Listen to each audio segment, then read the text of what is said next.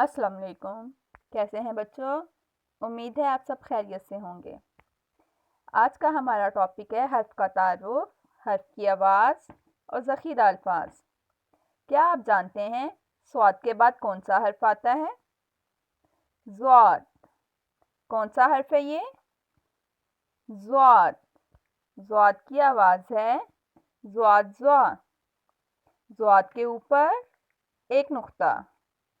ضازا ضعیف، ضازا ضرب، ضازا ضائع۔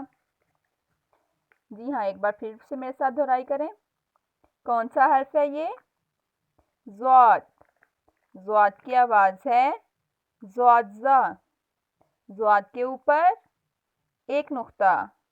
ضازا ضعیف، ضازا ضرب، ضازا ضائع۔